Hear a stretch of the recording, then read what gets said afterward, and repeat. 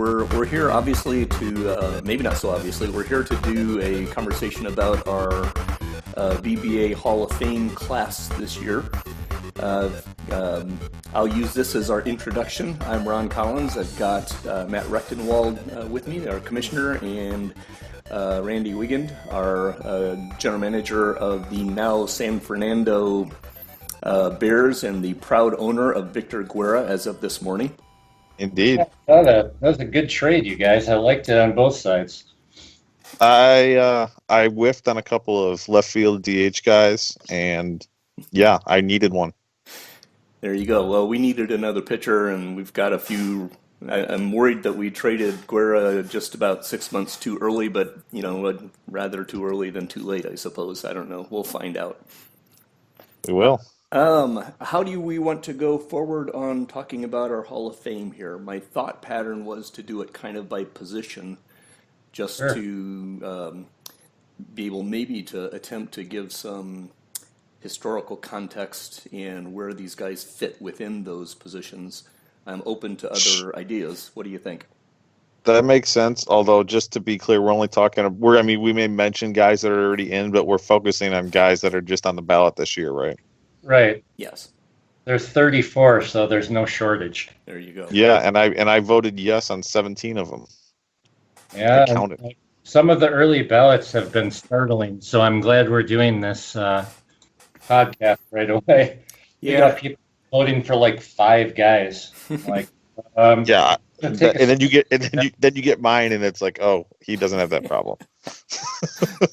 Well, I think one of the values of the way that we're talking about doing it now is that, as long as a guy gets 3 or 4 votes, they're going to stay on the ballot, and we can talk about them fairly routinely. And, at the end of the day, I think one of the great things about a Hall of Fame in an online league is that the Hall of Fame ends up carrying the flavor of who the league is, right? So before it's all said and done. So this small hall, big hall, do we like relievers? Do we not like relievers? At the end of the day, it all comes out in how the public votes. So this is true. Yeah. Well, where do we want to start? First base? Sure. We have, 4 candidates on the list for this year. Frank Littlehurt Thomas III, Antonio Sanchez, Rafael Beto, and Newman Calico Watson, I think, are the 4. And let's be fair, also, 2 of those guys are DHs. That's probably true. Thomas literally never played a game in the field in his entire career. Actually, that's not true. He did play a couple of games, I believe. Did he? I thought I looked up and I didn't see him have a single fielding appearance. Here he has not a single fielding appearance, which is incredible. Maybe then that was in the minors that I was looking at. He had 59 appearances in high school and a total of 3, none of which were started in the minor leagues. His fielding appearance was at age 21. That's incredible. Yeah. So, shall we start with Frank? Given the fact that he hasn't played in the field, you can't possibly put him in the hall now, can you? Clearly. Yeah, no brainer, right? He's slam dunk. There shouldn't even be any debate. Should be a unanimous inductee, don't you think? Yeah, I think I said this on the discussion thread where you have to be a special bat to literally never play a game in the field and make it, and he makes it. Yeah. Yeah, like I say, I don't know. He never played in the field, and he only stole 7 bases in his whole career. How can you put somebody like that in the hall? Well, there's the 37, 32 hits and 503 homers, 1,911 RBIs. So there's that. Yeah, but still only 7 stolen bases. And he was caught 4 times, so, his percentage is just horrific. That is horrific.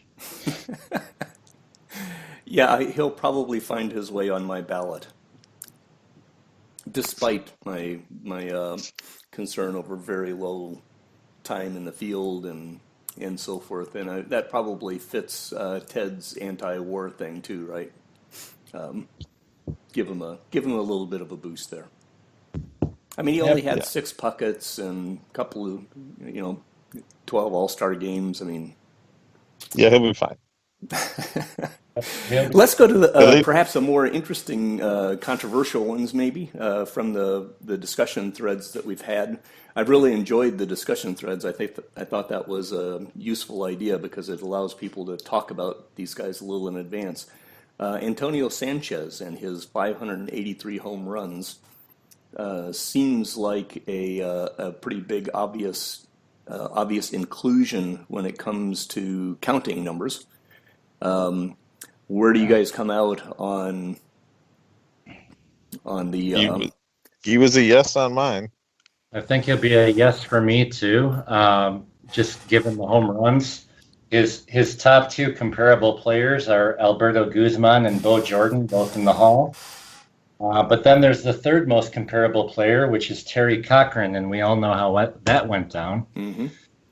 So I can see the fors and against here. We'll see how it goes. I think he'll get in eventually. I'm not sure if it'll be right away. I would agree with that. I mean, I think if he gets in this year, it'll be with like a 77 to 80. Like he'll just sneak over the limit. But I do think he gets in eventually.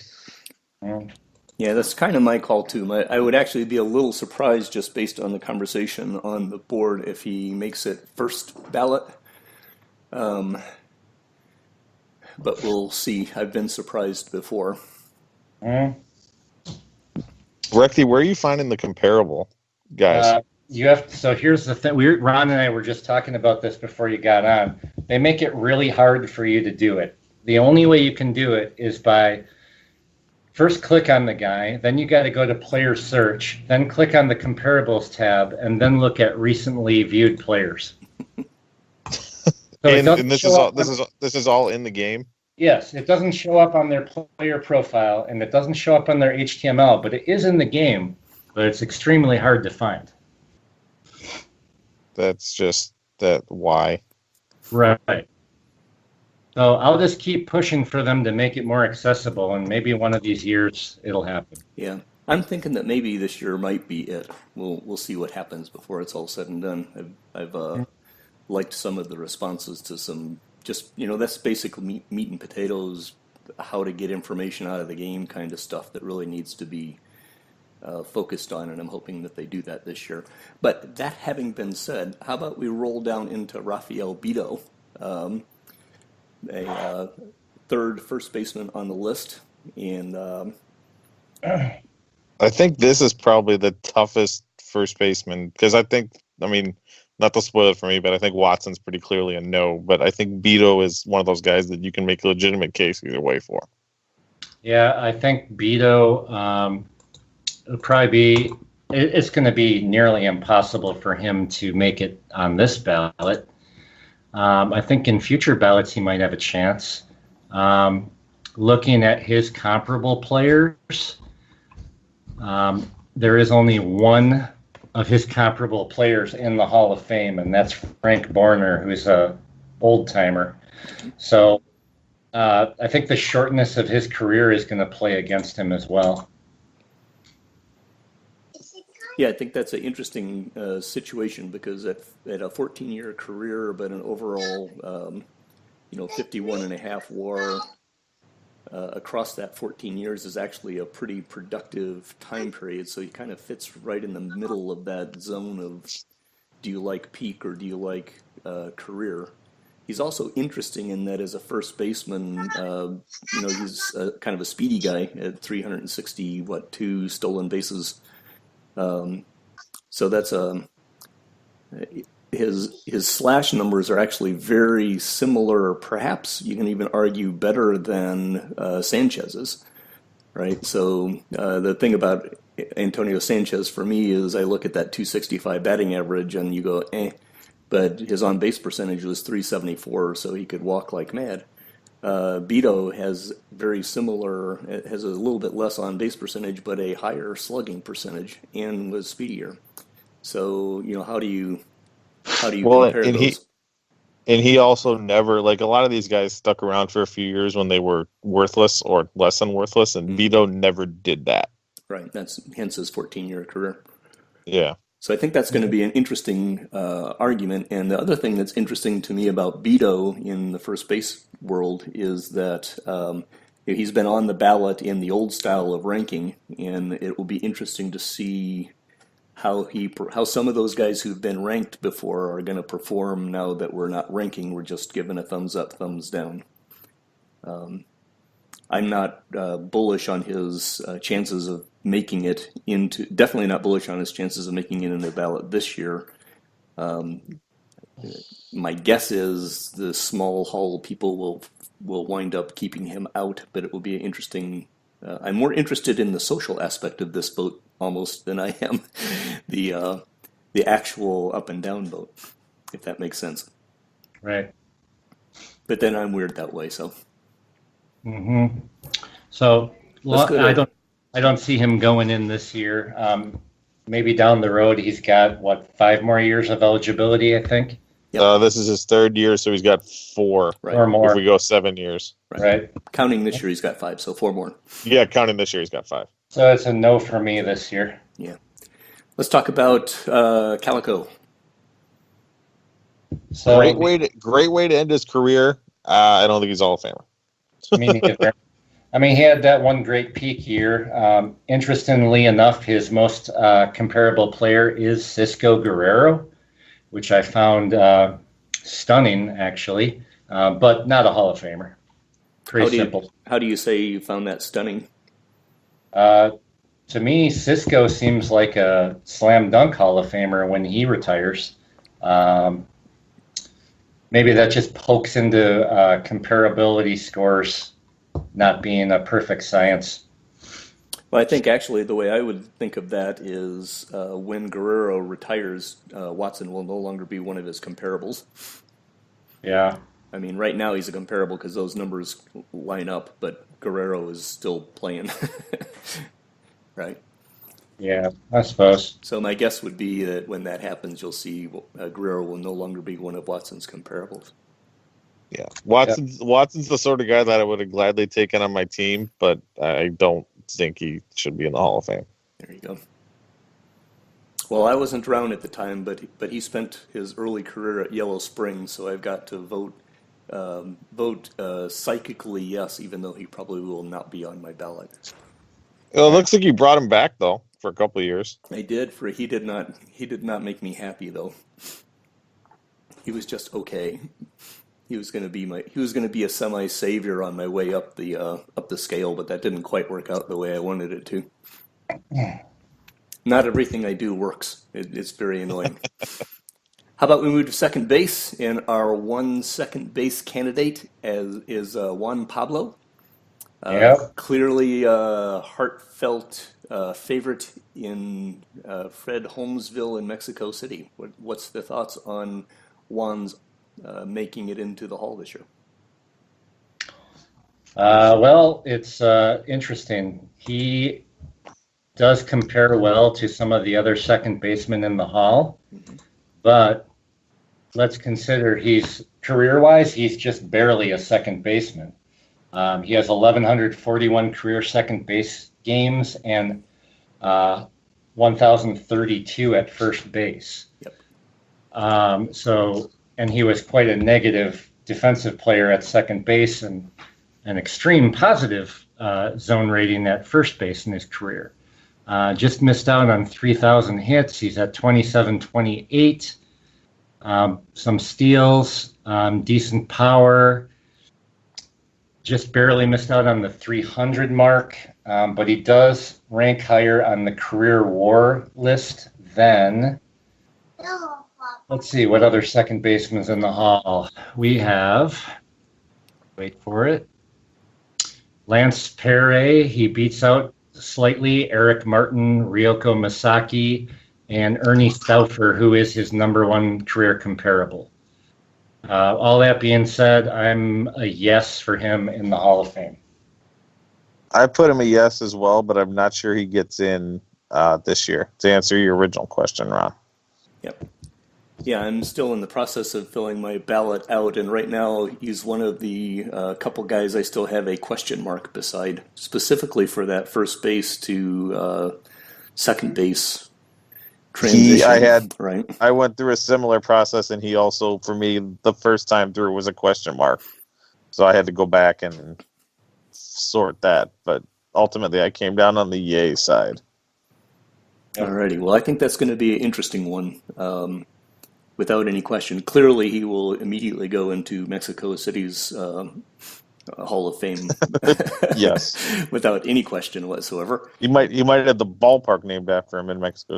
That's very possible because you can pronounce Juan Pablo's stadium better than you can pronounce or whatever it is. Estadio Juan Pablo. Ooh, I like that. There you go, Fred. Well, let's move to the shortstop position in Zebediah Yahoo Williams, who is a veteran committee addition and the only shortstop on the list this year. I've made my opinion pretty clear on Zebediah in that for me personally, I'm looking at him as a Hall of Fame guy specifically because he was a dominant factor in one of the primary skill sets that you require to play baseball, in that he completely dominated the stolen base category in a way that nobody has until Mons Rader. And the fact that he has been at least kind of above average in most everything else makes me happy with that. I realize that is not everyone's point of view, and hence the thing about differences in Hall of Fame viewpoints. So I'm very interested in hearing you guys talk about Zebediah and how you think of him. I was a yay. Career significantly positive zone rating at a key position in shortstop. Almost exactly league average bat with a 99 OPS plus for his career, which when you factor in the speed once he got on base was significant, because you see quite a few speed guys where their OPS is like in the 70s or 80s. Mm-hmm. And it kind of mitigates the weapon they have with their legs if they don't get on base. And, I mean, all that being said, he was a fairly comfortable yes on my side of the equation. Yeah, same here. He should have been in for a long time. So that was just an oversight at some point. Hopefully we're going to correct that wrong here. Was it really, or was not having been in the league while he was playing, was there actually any real controversy around that, or did he just kind of slide? I think it kind of fell through the cracks over time. He was kind of a big deal in his time. It's one of those guys that, you look at the numbers and it may not be what people deem as Hall of Fame worthy, but he is Hall of Fame worthy.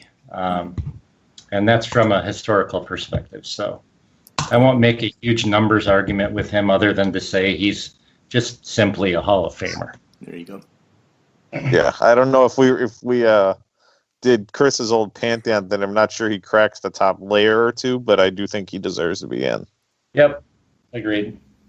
Alrighty, well, let's move to third base. We have two candidates at third base. We have Diego Moreno, who was a big Birmingham guy, I guess, and Boone Carlisle. Oh, let me start with Moreno.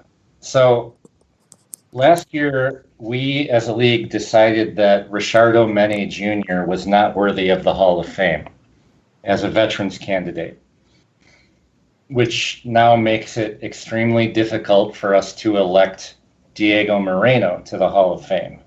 The other thing with Moreno is exactly how much weight do you put on exceptional fielding, as he's probably the best fielding third baseman of all time. So your thoughts, guys? Well, to deal with the Richardo Mene point first, would Mene have made it under the new system that we have?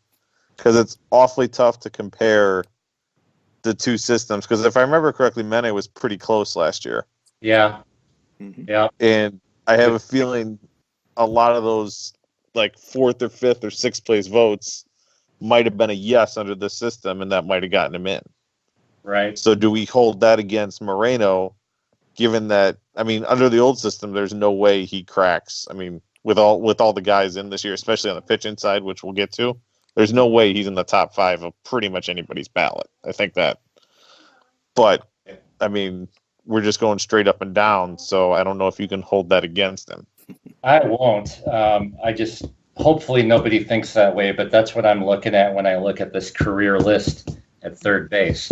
Maybe we'll give Manny another shot somewhere down the line.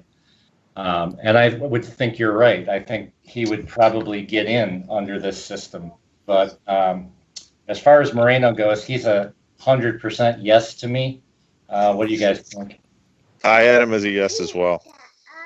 He's the second guy on my list with a question mark right now, and because I keep bouncing around a couple of different ways. And at the end of the day, I'm probably a yes for kind of the same reason as I talked about with my view on Zebediah Williams. Every time I think about Diego Moreno, I think about Brooks Robinson, right? Yep. I have no idea where the Hall of Fame has really been here for the BBA, but I look at that zone rating number across the career and I go, holy cows. This is like, how do you take the absolute iconic fielder at the hot corner and say that he's not Hall of Fame worthy, especially when his bat is above league average? Yeah, so, and for what it's worth, right now he is on the career WAR list, which take WAR for what you will, but he is 50th, one spot ahead of. He's right between Elroy and Dexter Sheehan. Yep. Ironically, 2 catchers. Yep. Wow. Yep, he's in for me. There you go. So my right now he's a question mark with a fairly strong lean to a yes, and hearing you guys talk helps me think about that. So Boone Carlisle. Pretty good. Go ahead, Recty. Hall of very good. I don't see enough there. I mean, he's 799 OPS career, not a big base stealer, didn't hit any major counting numbers, average at best in the field. He was a good player, but I don't see him in the Hall. Yeah, I kind of lump him in with Watson. He's the sort of guy I would love to have on my team. Good, solid player, but not enough to get in. Yeah, and I think, you kind of look at the difference between Boone Carlisle and Diego Moreno, and essentially Boone Carlisle is Diego Moreno as long as you remove the superlative glove and the ability to run. And ironically, Moreno is Carlisle's top comp. Yeah, and I can see that. Yep. Yeah, and it's not like Carlisle was terrible with the glove. He just wasn't outer-worldly. Yeah, he was terrible later in his career. That's true. He was pretty decent, but if you remember, his range just faded into dust. And an AC kept running him out there. It looks like, and yep. Right. So at the end of the day, I think that's when I look at the reason that I would be voting for Diego Moreno, it's all about being a little bit above league average as an offensive player and an elite defensive player. Boone Carlisle's effectively a little above average as an offensive player, but he's just good defensively, right? So I think you can find other folks that are like Boone Carlisle. You can't find other people who are like Diego Moreno, is kind of where my mind is at on that. I agree. That being said, I think he does stick around on the ballot for a couple of years. I don't think he gets tossed off right away. Yeah, it wouldn't be surprising. And he's another one of those guys that has been on the ranking. This is he was on the ranking once. Right. So I think he'll get enough. Like I said, I think he'll get 3 or 4 votes, which is probably going to be all you need to stick around. Mm-hmm. But I don't think he ever really comes close to getting in. Alrighty, let's move on to the backstops. We've got 2 cases here this year. Maxwell Weiss Jr. and Juan Castillo.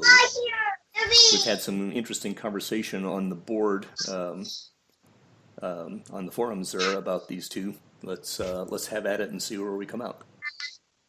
Man, we're really stingy on catchers in the Hall of Fame. We really are.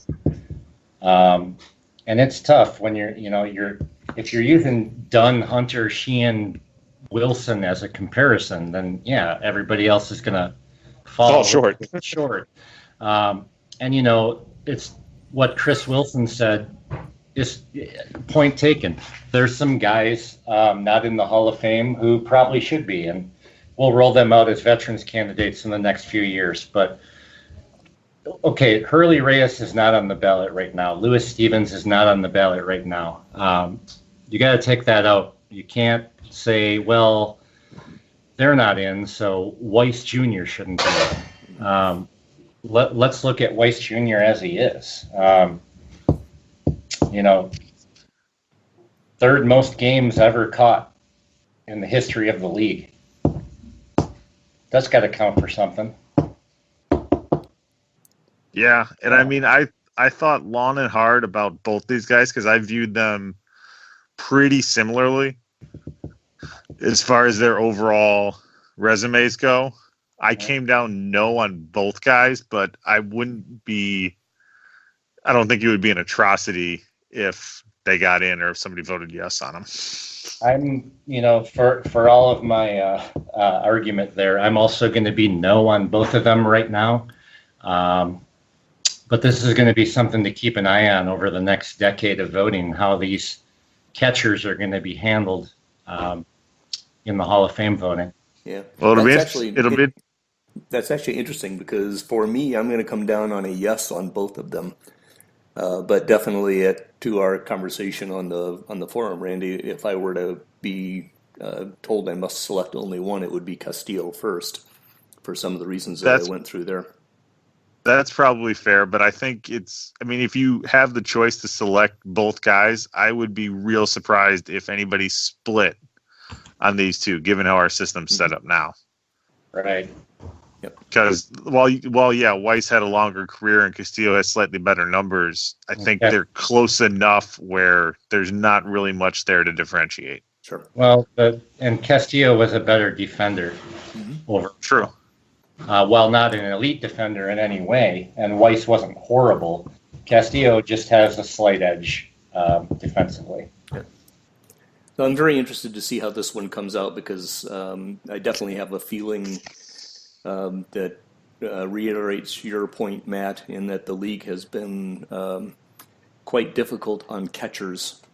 And so it'll be interesting to see if the new methodology changes that in any way. Well, and it'll also be interesting because if Weiss doesn't get in this year, he is one of only 4 guys that has 5 years on the ballot right now. Mm-hmm. So he will be, I think, is next year going to be his last shot, or does he get 2 more? Got 2 more. So, he'll be one of those guys. You always see, you see it in the real hall, and I wouldn't be surprised if now that we've changed our format, you see it in ours too, where guys get that last year push of, hey, it's our last chance to vote for this guy. Are we going to do it or no? That is true. Alrighty, so that runs us through all of the infield roles. Let's talk about the outfield, and we'll start at center field. 4 candidates on the ballot this year with Jorge Rodriguez, whichever proper pronunciation of that is. Emilio Sunshine Rodriguez, Cal Man of Steel L, and Benjamin Franklin Pierce. Let's start with George Rodriguez. Starting with the easy one, huh? Start with the easy one. Put him in. Weaver made his jacket and plaque. Yeah, he's in. Hopefully, it turns out better than that plaque of Ronaldo. But yeah, put him in. There you go. Yeah, I don't think there's too much of a question about that. And so let's roll on into Emilio Sunshine Rodriguez. Yeah, he's in too. Yeah, I came down with a yes, although not as immediately as I did with his namesake, Jorge, but ultimately still yes. Yep. Yeah, I think at the end of the day, when you look at a career WAR for a center fielder at 73 and 81, which are the two Rodriguez's, yes, again, if you had to pick one, you'd go with Jorge Rodriguez over Emilio, but you don't have to just pick one. Yeah, and I'd have a real hard time keeping either of those two out of my ballot anyway. To me, the more interesting question is Kal-El. So talk to me about Kal-El, Randy and Matt, and convince me what I should do. Kal-El for me was a no. He's also a no for me. I think he had a couple of great years, but then settled into the very good category. Yeah, if he could have kept healthy and kept where he was early in his career, man, he was destined for the Hall. But he's got a pretty weak set of comparables. I just don't see it. Again, this is another guy that I think is probably going to stick on the ballot, but I don't think he ever gets close.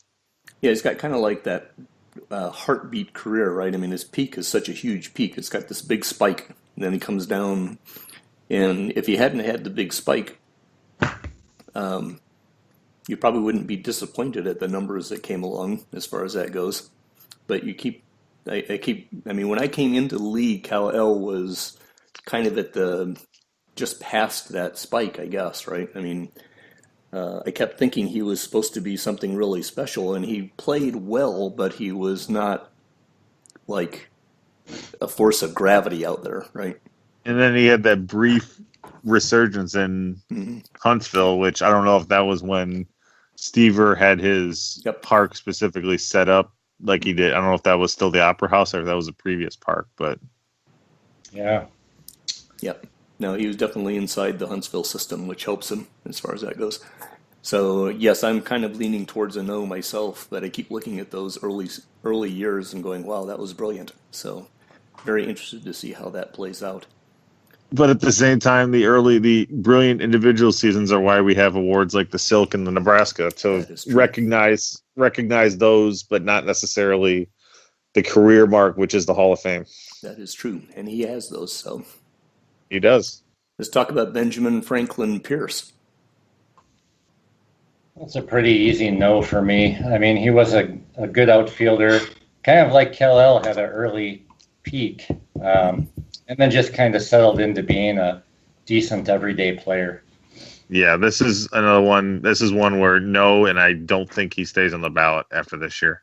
Yeah, that's kind of my thought. I was actually happy to see him have a discussion thread because I think he's has a little bit of panache to him, right? And so it's nice to have those opportunities to talk about the players, but just never he doesn't ring my bell when it comes to the Hall of Fame at this stage. So, and you look at his offensive numbers in comparison to the three guys that we've just talked about, and he's just kind of down everywhere as far as that goes. He does show up a little bit stronger with the glove, which is nice in a center field role.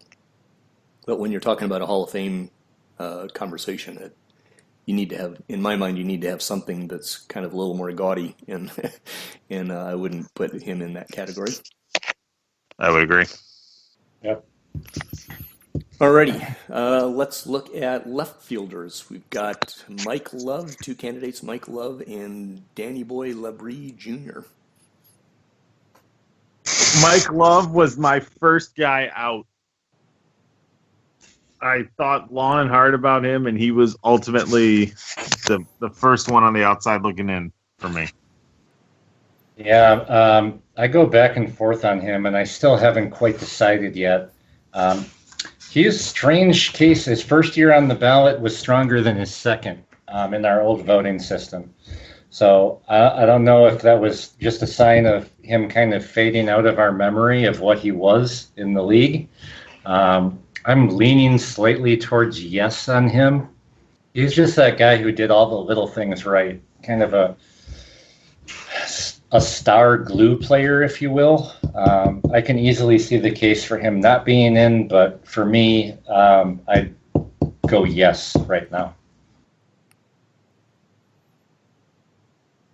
Yeah, I don't know what to say about him because he's. I just don't know what to say about him. Yeah, so. You guys aren't helping me here. Yeah, it's hard to help on that one. I can help you easily on Labrie Jr. Yeah, I'm not sure he needs help on that one. Yeah, that's a hard no. That's a hard no. There you go. He's a steroid user. He's got to go. Oh, that doesn't even factor in for me. It's a hard no even without that. Yeah, but he's a hard no. Boy, those were some nice peak years early in his career for Vegas, though, when he actually knew how to use a glove. There you go. So that's a no. Let's move on to right field. Right. We have two more candidates, Martin Felix and Ralph Rat Benson, who Ralph Rat Benson is just a flat-out no. I refuse to allow him on since he jinked me over and signed a contract with, I think it was Carolina, rather than agreeing to the one that he said that he was going to agree with me. So he does not get my vote. I don't care how good he is. Luckily, he's not really good enough anyway. So I was going to say, I think he falls a bit short for, and I think he's going to be a borderline. I'm not even sure he makes future ballots. I think he might make one or two more, but I don't think he makes it to 7 years. Why do we hate Martin Felix so much on these ballots? I don't get it. I don't know. I voted yes for him. I'm not missing something, but he looks like a Hall of Famer to me. I don't know. Maybe he's got the Kal-El syndrome. If you look at his career, it's kind of like that. Also, he wasn't a big power hitter, so your number counting guys are going to immediately discount him. Yeah, I think that he's an interesting case in that sense because the counting numbers are not brilliant for a corner outfielder as far as that goes. His defense was above average and solid, but really I think I answer your question in my mind just purely from the fact that his strength comes from the walk and the double and he's an on-base guy. He's a 382 career on-base guy, which is literally other than a guy named Little Hurt, the best career on-base percentage, and of course the Rat guy who we don't really talk about. That's where his career value really comes from, and that is a fantastic skill set to have on your team, but it is not really super sexy in the sense that it draws a whole lot of attention a lot of times. So that having been said, he's got two Silks, couple of Zimmers, he won a Landis. He checks off all of the boxes that says he's the kind of guy that you'd want to look at. So he is on my yes, but I'm actually gonna guess if I were to be forced to say how many votes will he get, I'd say 15, give or take 3. Yeah, right. Agree. Yeah, I think he might be one of those guys that gets a big push on his last year and sneaks his way on. Mm-hmm. And it's possible that that we could be wrong there too, because he's been in this ranking system. In one of the things. Who was it? You talked about Mike Love, I think, doing so well his first year and then not his second year. It could well just be that his second year there were 3 or 4 guys that were at the top, new guys on the list that ended up in the ranking, and so that pushed him down, right? The ranking system is kind of an interesting one.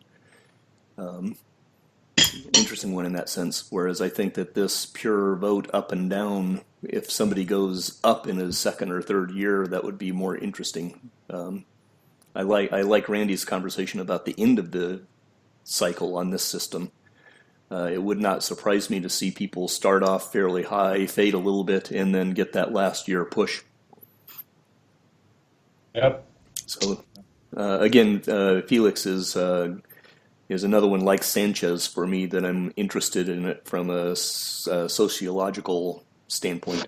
Well, I haven't done. I have. I mean, I could look it up on the master spreadsheet. But does anybody with multiple silks that's eligible for Hall of Fame not gone in? I believe so. I'd have to look that up, but I'll do that while you guys start talking about starting pitchers.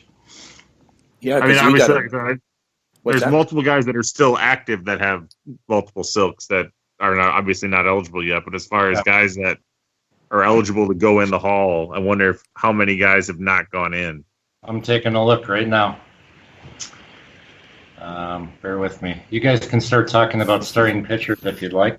Alrighty, because we got a bunch of them.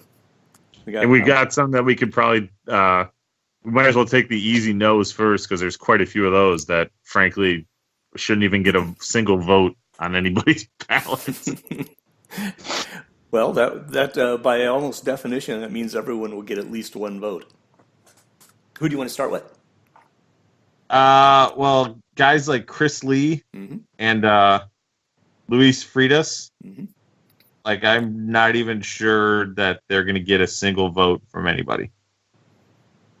Agreed. Could well be. Although Chris Lee at least has 191 wins, but that's mostly due to his career length. What he played, 18, 19 years, something like that. And back to your point from before, Martin Felix is the only player not currently active with multiple silks not in the Hall of Fame. Well, there you go. That's another point in his favor for getting him in. There you go. Okay. Back to starters. Yep. Let's talk about Chris Lee and Louis Fritas. Louis Fritas. Those are the two Randy threw out. Pass. Hard pass. Agreed. Those were the two I threw out Recti to give you some time to look at Felix without having to worry about missing something. Hard pass. Yeah, I'm thinking that Chris Lee may actually get a vote or two just because of those wins, but I don't see. My guess will be neither one of them will be on the ballot next year. Yeah, probably agree. How about we look at another guy who's somewhat low in the overall WAR standpoint, but has an intriguing resume, Roberto Chappie Ramos. Oh, where is he? WAR as a offensive stat, I tend to feel more comfortable with than as a pitching stat. Because WAR as a pitching stat is very heavily weighted towards FIP. Ramos is interesting. He had such a great late end of his career. And got to remember the bulk of 6 seasons were spent in Seattle's park, where he won 18, 22, 17, 13, 15 games and pitched like hella innings. Does that make him a Hall of Famer? No, it doesn't. But better case than the other two. I would agree. I think he will probably stick on the ballot for a couple of years. Not thanks to me because I'm not voting for him, but I think he'll stick around and then eventually just fade away. Yep. Yeah, I think his candidacy is interesting. His career length is among the lowest of the pitchers on the list, right? So at 14 years, his 188 wins is done over 14 years. If you extend that out another 4 semi-productive years, you'd be talking about a guy with 220 wins, 240 wins, and then we'd be having a different kind of conversation about him. But I think given what's here, that's he will. And he was fairly. The one thing I have to say, he was fairly productive up until that very last year. I mean, second to last year, he had a FIP of 4.3 and a 1.27 WHIP and a 3.39 ERA. Which, I mean, those aren't world beater numbers, but for a 34-year-old who was apparently a season away from hanging it up, that's not terrible. No, for example, if he sticks around for 4 more years and wins only 8 more games a year, right? That's another 32 wins, and we're talking about a guy with 220 wins, and that would be For the counting number guys, that would be an interesting kind of number. But he also does not have Landis titles. He doesn't have the Nebraska kind of backing, and not massively heavy on all-star appearances and whatnot. So I think you add all those in, and for me, he's not going to be on there. But I would not be surprised if several people vote for him. And if some odd chance happens that he were to actually get in the Hall, I wouldn't just go ballistic. Right? There's interesting conversations about him. Yeah, he did have 2 second-place Nebraska finishes in 29 and 32 toward the back half of his career, actually. Mm-hmm. But I agree. I don't think he'll. Alrighty. Well, let's go up the career WAR chain rather than down from the way we were doing before. Esteban Benitez is next. 19 years, listed as a Seattle guy. 201 wins. Can we be done with him already? In my opinion, he's been on the ballot for like 35 years, it feels like. Yeah, and 2 more to go. I'm with. I said it on the on his thread that he deserves to make the ballot one more time, but I can't put him in. Just no, can't do it. Good pitcher, but no. Mm-hmm. Yep, that's a hard no.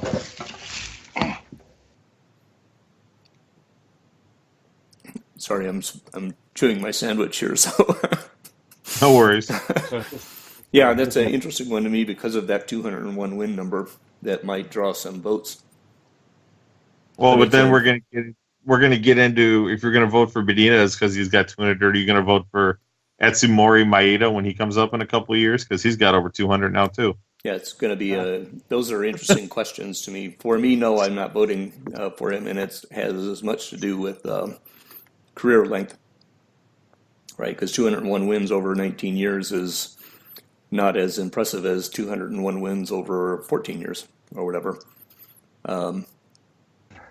So, and actually, in that sense, the whole conversation we just had about Ramos fits into that, right? Ramos, in my opinion, is a much stronger candidate, and he's got 13 fewer wins, but he played 5 fewer seasons. So no, Benitez is not on my list, but it'll be interesting to see if he sticks around in this new version. I don't think he will. You don't? I don't think he will. What are your thoughts, Matt, as to whether Benitez will stick? I think he'll be off. Unless people are getting fooled by that 201 number, I think he'll be off. Yep. Let's talk about Brian Middleton. Career WAR 58.9. What is he, 171 and 148? Those numbers don't really sparkle my imagination, but I'm interested to hear what you guys have to say. Does have a Nebraska award. Mm-hmm. Seems like he's been on the ballot about as long as Benitez. I think he's off after this year. Put him in the Valencia Team Hall of Fame. Keep him out of the BBA one. Yep. There you go. It would be interesting. His career didn't really start until Valencia's kind of big push was over, right? Has he played on any really good teams? No. He's been on pretty much bad teams his entire career. A career whip of 1.12 and a FIP of 3.7 in the modern BBA era is nothing to sneeze at, but I don't think he gets in. No. It's nothing to sneeze at, but you put those two together with some of the whips and FIPs of some of the guys we're going to be talking about soon, and he falls pretty short. I would agree, but yeah, I think he's above all the other guys we've discussed so far, except for maybe Ramos for me, but still short. Yep. Totally agree. 97 complete games too. That was a different era, though. We're going way back. Yeah, but I mean, he was still in the relatively modern. He wasn't in the pre-95 days where right. He was in the 2008 to 2022. So yeah, a little bit ago, but not the Stone Age. Yeah. All right. T-Bone Stanza. Where are we at with T-Bone? I'm going to have to pass on T-Bone, too. Yeah. And some innings, kind of a finesse pitcher, good pitcher, but to me, not transcending in any way. Yeah, and I think he really lost his chance in the last few years of his career with injuries, right? I mean, he lost, a year and a half, then came back and got hurt again pretty quickly. So you look at his numbers, and it feels to me like in the early part of his career, he was on a kind of a close to Hall of Fame path. Yeah, pretty much after that Nebraska season, I mean, he hit the injury. I mean, you look at just even the innings pitched after that point, and it just went all downhill. Mm-hmm. So I think he probably lost his chance at a Hall of Fame with that injury. Even without it, maybe it's a borderline case, but at least it would have been a case. And who knows, if he got another 40 wins, then the counting numbers look a lot better and things like that too. Well, he had 180 wins at age 33, and then ended up with 187. So. So, we get to what I think is the actual most interesting conversation across starting pitchers. There are several interesting starting pitchers, but to me the most interesting conversation on the Hall of Fame belongs to Eduardo Lopez, who I have made very clear that I am voting for. Definitely interested in hearing a separate opinion on Eduardo, though, because clearly he has my heartstrings completely wrapped around his fingers. So what do you guys think about Eduardo Lopez? Do you take into consideration his EBA years? Do you? I do. And I wasn't around for the EBA, but I do take it into account, but I do discount it a little bit. I don't count them as much as I do the BBA, but it does factor in because it was a major league in that sense.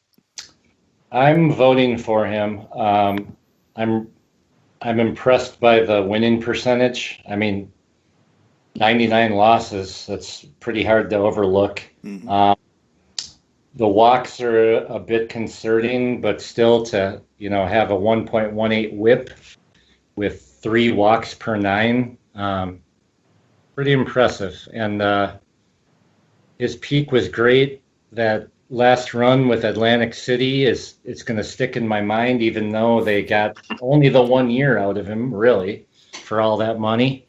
I'm putting him in. Yeah, obviously he made the right financial choice to leave Yellow Springs and go to Atlantic City, so I can't really blame him for that. But man, that was a stake in my heart when he left. Eduardo Lopez did not lose. I love looking at that 99 number. And that was something that stuck with me as I was, GMing him. Is I didn't know if he was going to win every game that he pitched, but he was in it. He was in it to win it, so to speak. The other thing that I want to point out is one of Mingo Boone's Nebraska is really Eduardo Lopez's.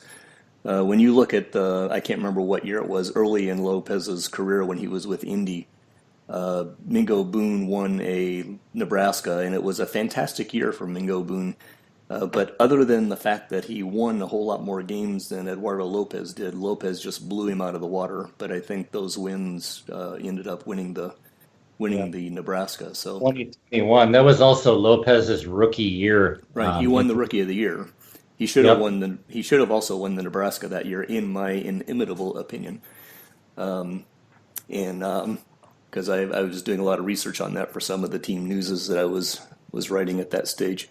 So, and he was also in the top 2 and 3 for the Nebraska for several years that he did not win, obviously. So, there's my case for Eduardo Lopez.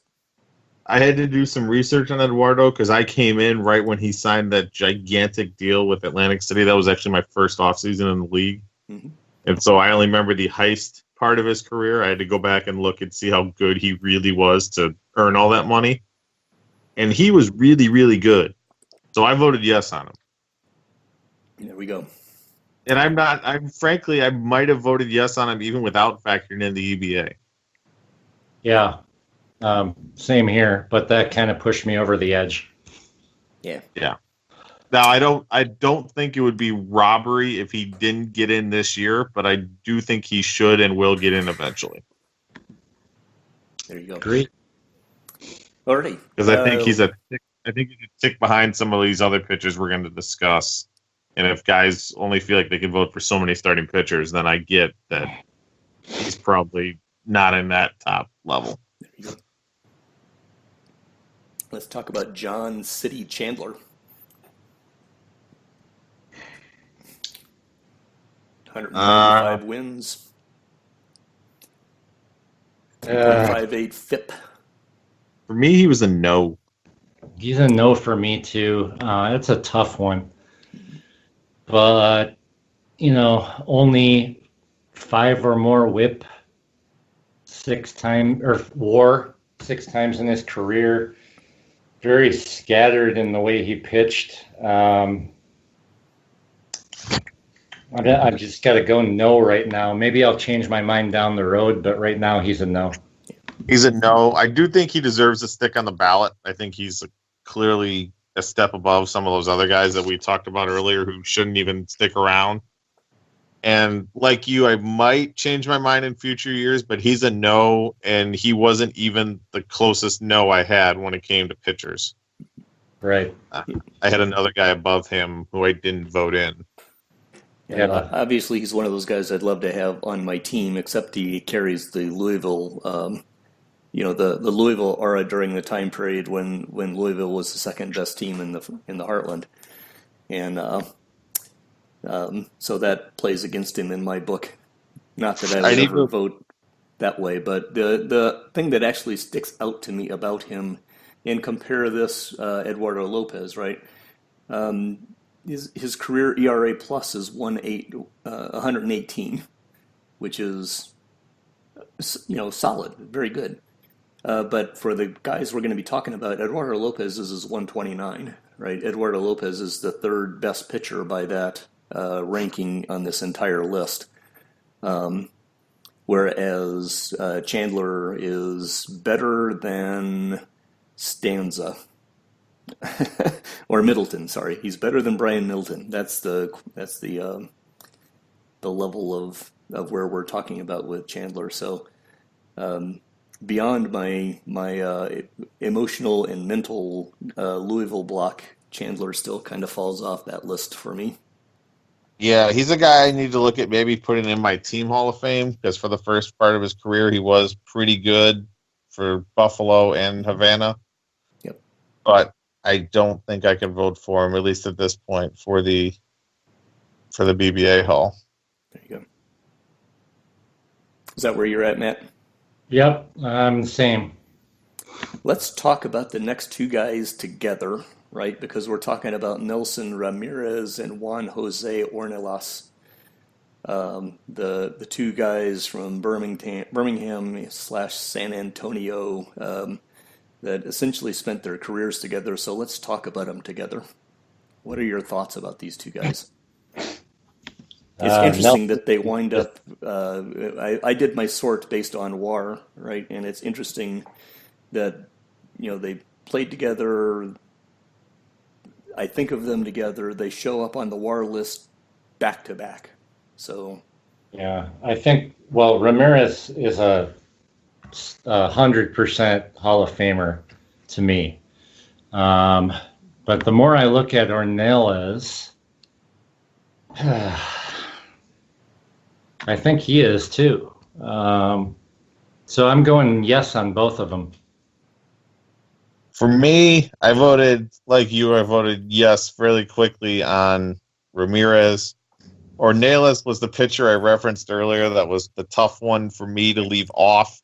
He and Mike Love were the two that I just couldn't find room for on my ballot, that I fully anticipate possibly changing my mind in a few years. But for right now, I have him just on the outside looking in.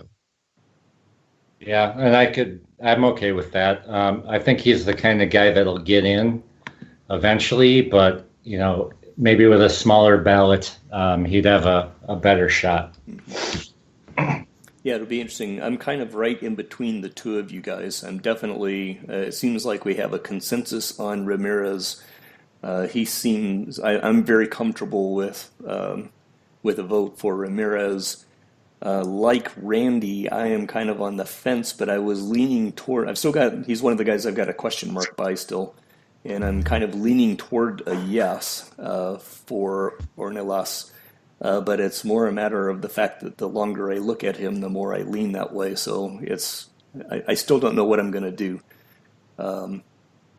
The sidecar numbers for Ornelas are not quite where Ramirez's are. Ornelas has a few more wins, but then he's got another season on his career length. So they're extremely similar pitchers. It would be. I admit that it hits my poetic nature to see the two of them be inducted together. Maybe that's just me putting too much story into the game, but I think of those two guys kind of number one and number two. It's hard for me not to think of one of them without thinking of the other. Right. Sure, and a guy like Ornelas is also serving as a blocker in a sense for somebody like Roberto Ramos. Is it Ricardo or Roberto Ramos? Roberto. Because they both had very similar length careers. They both have exactly the same number of wins, 188. Mm-hmm. But Ornelas is just a tick better in pretty much every other category. And so it's real hard until he gets in, and I'm not sure he will this year, but I think he will eventually. Until he gets in, I don't think there's really much of a hope for Ramos. And I know we were talking earlier about guys like Chris bringing up, well, if such and such isn't in, then how could this guy be in? Well, that's different when you're comparing the old system of balloting to these guys are on the exact same ballot under the exact same system. Right. So it's a much more apples to apples comparison as opposed to an apples to oranges comparison. Yeah, and I think that method of argument, saying so and so's not in, so this guy can't be in, or this guy's in, so this guy's in, is a completely valid conversation to have. But I don't think it's.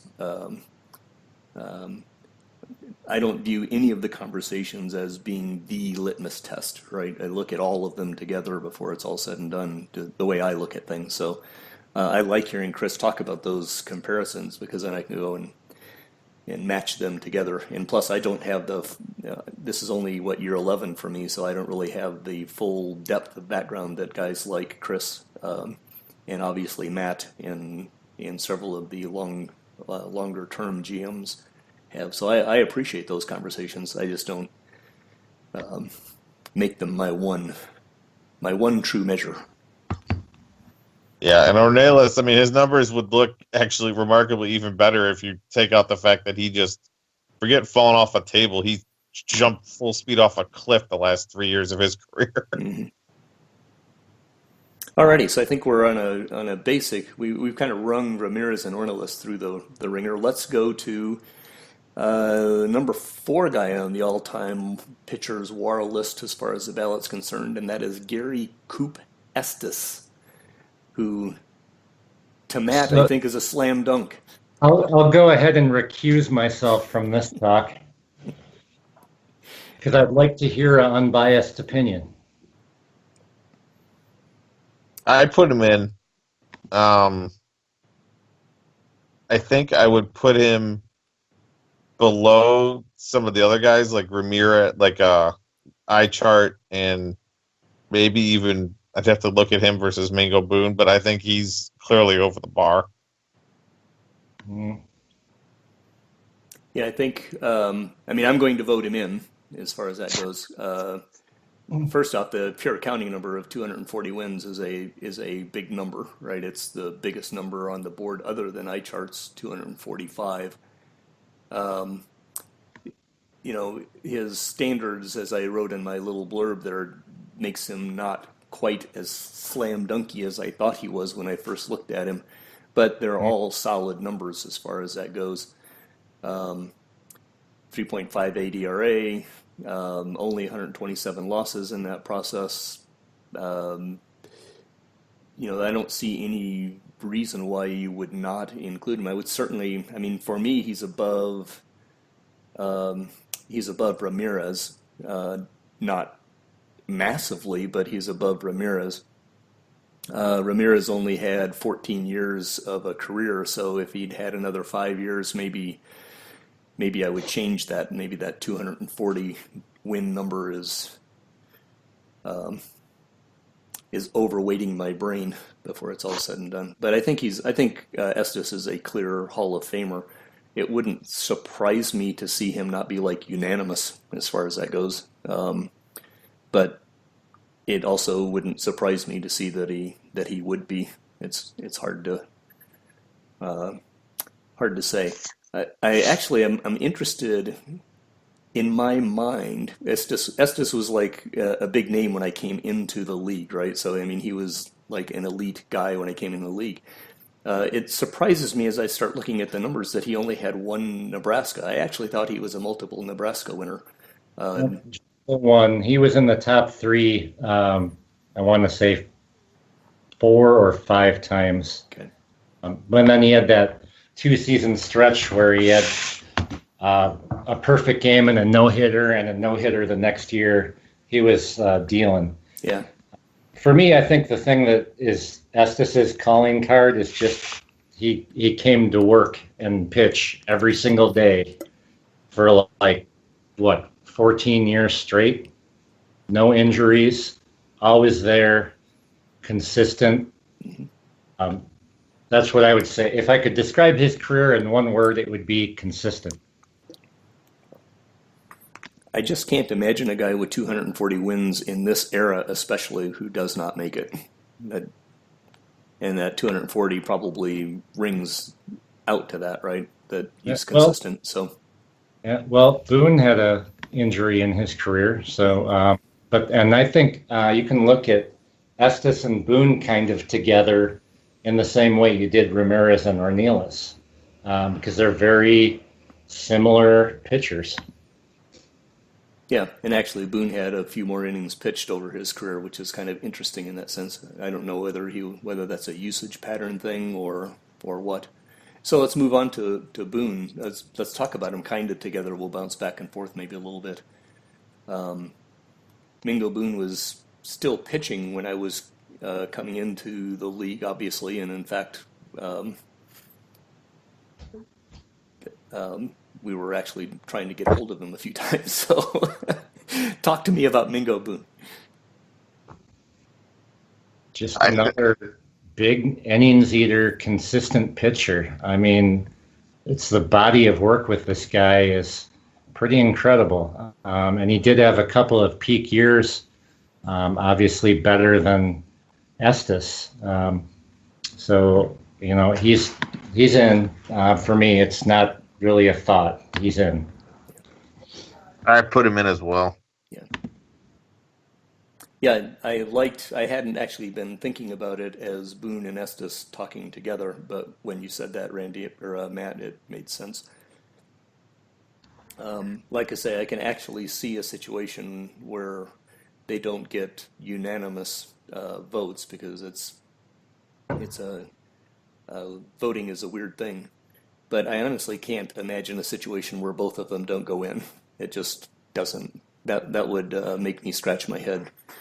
Not that I haven't scratched my head before, but I would fully expect them to both be in. Well, it looks like, looking through the thread, it looks like Chris has already said Boone is a close no. So there goes your unanimous, unless he changes his mind or just doesn't vote. I see that, yes. So there you go. So Matt, so Rec, do you want to make your case right now for Mingo Boone in case Chris hears this before he submits his ballot? Yeah, sure. All right, let's do this, shall we? Let's see.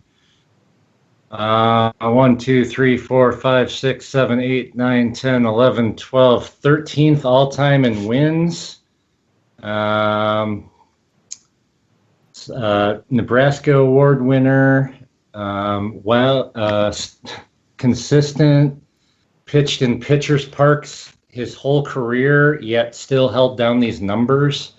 I don't know what you want from him to be in the Hall of Fame. He's in the Hall of Fame. I don't get it. Yeah, an interesting number for Mingo Boone is 87, and that's his complete games. Second in the list of candidates, behind again Brian Milton. So, yep. So he's got a workhorse element aspect to him, as well as a pedigree for success. Right? Despite the fact that one of those Nebraskas is Eduardo Lopez's, in my mind, for Mingo Boone, he's got two of them. So there's that. For me, Boone and Estes are both in. I would agree. Yep. Let's move on to the second Veterans Committee candidate, and that is Corey Aubrey, who clearly I have no memory of since I was not here when he pitched. So I'm extremely interested to hear what people have to say about Corey Aubrey. So was I, and that's the reason why I put him on. Here you talk about a guy who was over 6 WAR in the season 1, 2, 3, 4, 5, 6, 7, 8, 9 times. Has the lowest career earned run average, not in the Hall of Fame amongst starting pitcher candidates. And I thought the end of his career was very interesting when he started to just lose his stuff a little bit, and he kind of evolved into a dominant swingman and then closer towards the end. I think he's a Hall of Famer, and I mean, his home runs allowed are just amazing to me. So I'd put him in the Hall of Fame for sure.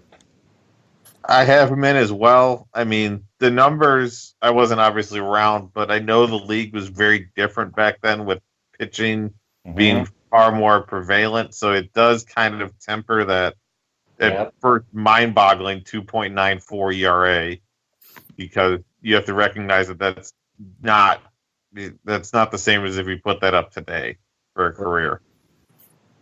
That's but true. I still think that I think he deserves to be in.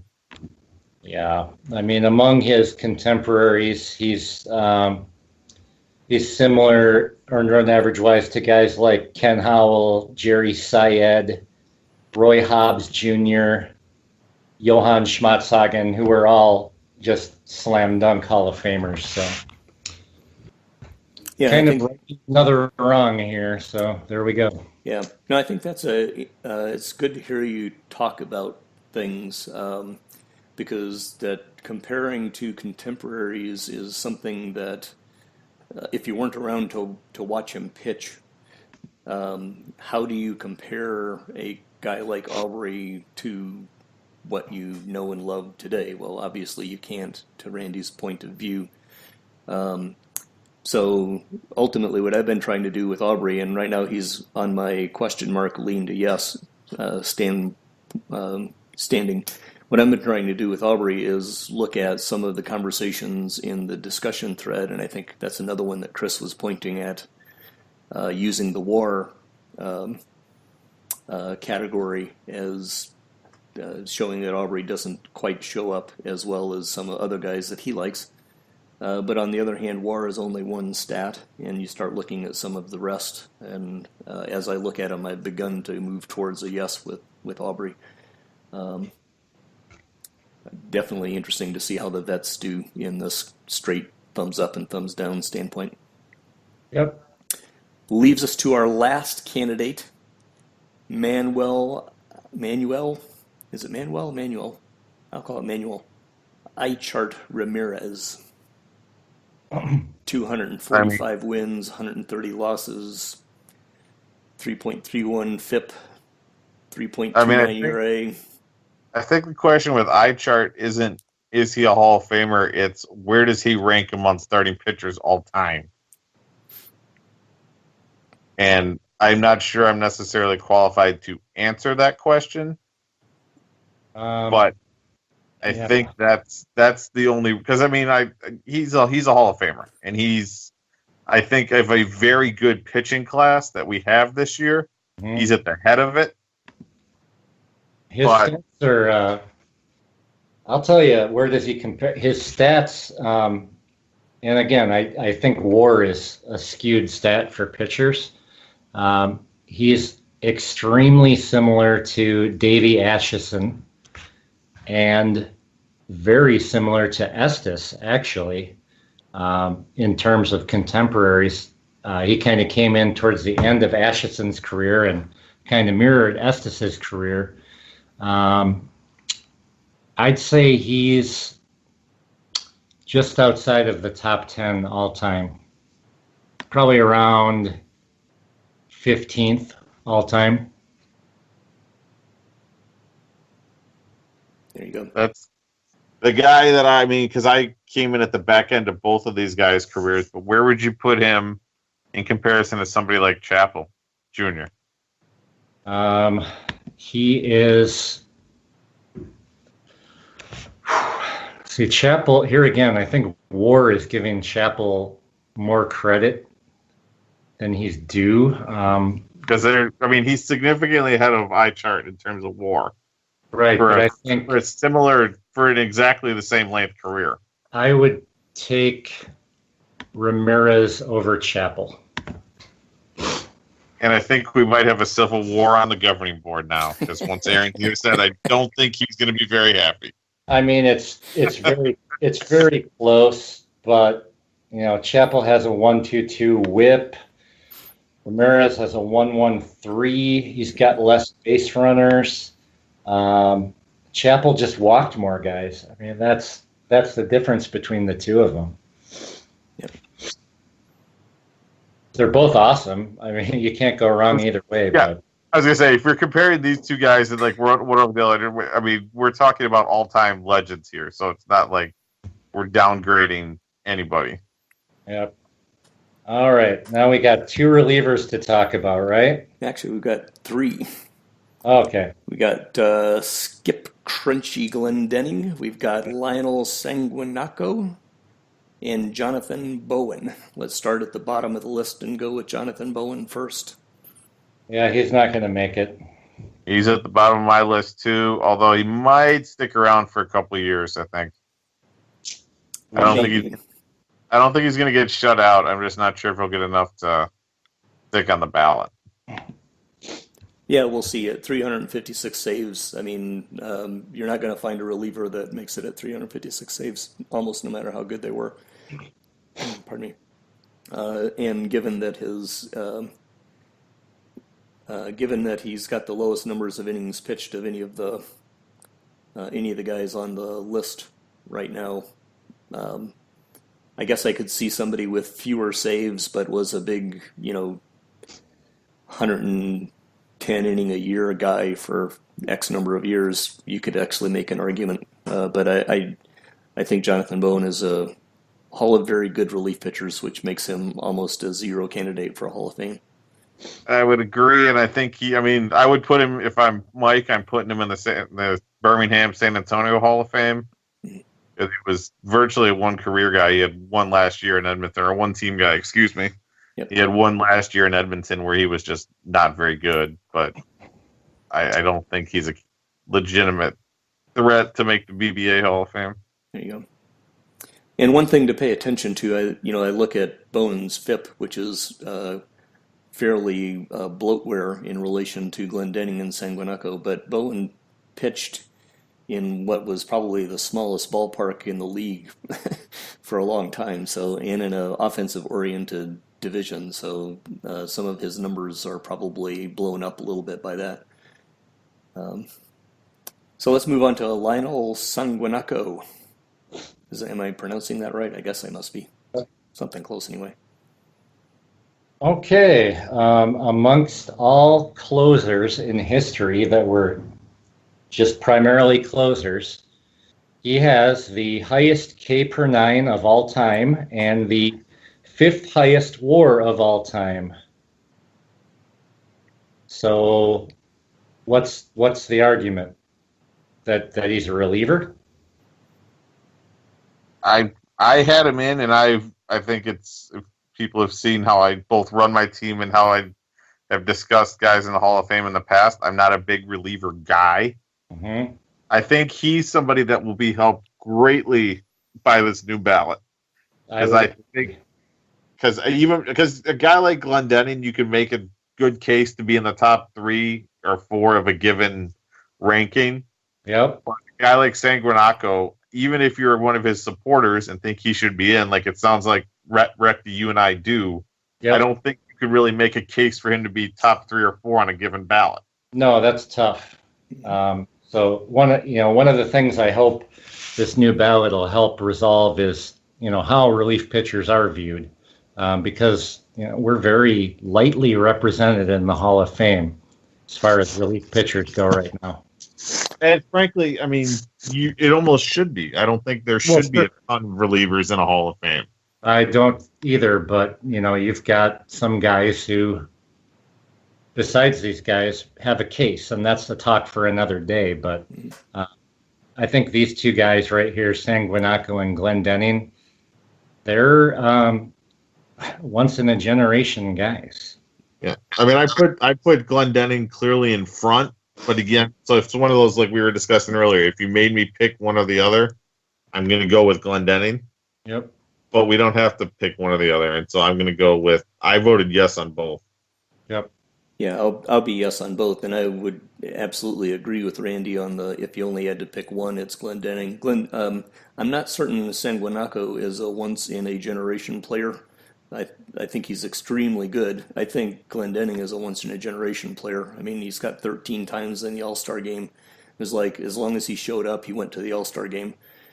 Well, the impressive thing for me with Sanguinaco is he started his BBA career at 25 and pitched out of the bullpen, and still had over 1,500 strikeouts. Right. Yeah. And as far as Glendening goes, you could make a pretty strong case that he is the best reliever of all time. Yes. Over Egan. Yes, you can make a reasonable argument whether it wins the day or not. You can make a reasonable argument. That's why I actually separate Glendening and Sanguinaco in my mind, because I look at Glendening and I go, there's nobody that has pitched in this league that has done what Glendening has done while I have been here. Right.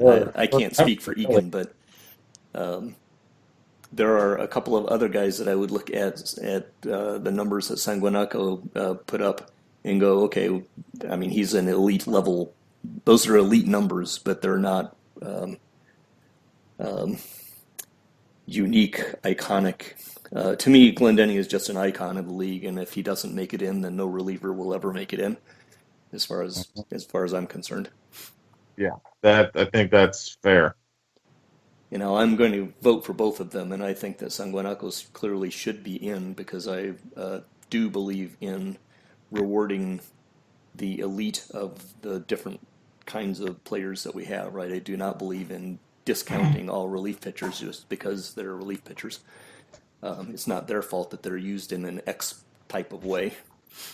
If you look at, I want everybody to just do me a favor and take a look at Sanguinaco's 4 years in the EBA as well, when you make a determination, because those were prime years that were taken away from him, and he still managed to accrue all these numbers. Yep.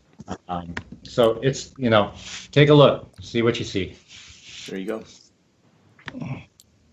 All righty. I think that runs us through the entire list. We've gone for maybe an hour and a half or so, hour and 20 minutes before it's all said and done. Any last thoughts before I wrap this up? I think gonna be a big class this year. Very big class. Yep. I'll go ahead and share my ballot. 1 second. I'll do the same with mine. I was going to post mine when I'll probably post it when the actual media guide piece comes out, but I can share it on here as well. All right. Here we go.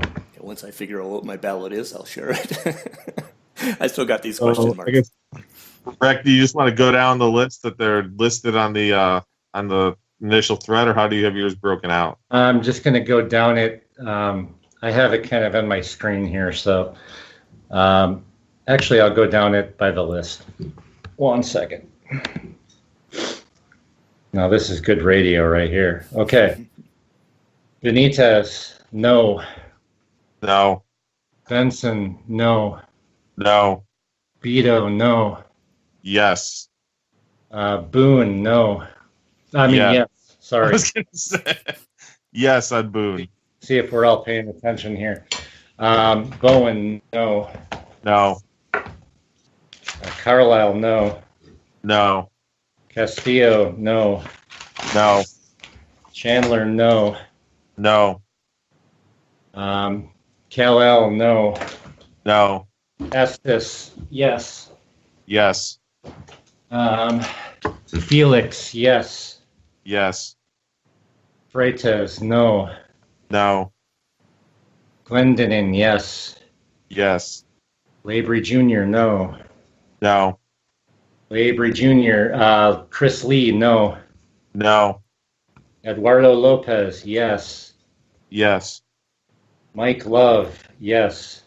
No. Middleton, no. No. Moreno, yes. Yes.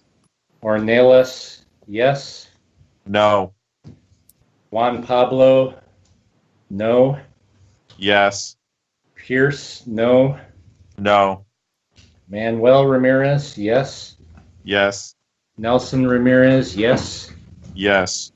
Ramos, no. No. Emilio Rodriguez, yes. Yes.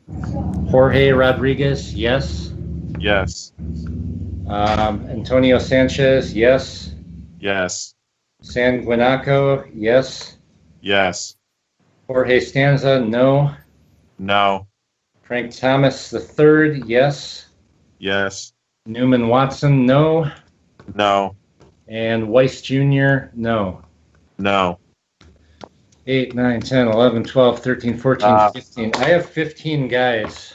Aubrey and Oh, yeah, those guys. I have 17 guys because I have both of them in. I have 17 as well because I have both those guys. So, and I think that's, what did we say? There were 34 guys, Ron? Yeah. That sounds right. So about half of them. Yeah, and I don't think future ballots will be this big because I think we're going to clear out some of the riffraff and. Yeah. Plus, there was a enormous amount of retirees this year. Must have been something with a patch. Sure, that's possible. Because it cleared out a lot of the guys that were hanging around the minor leagues for no good reason. Right.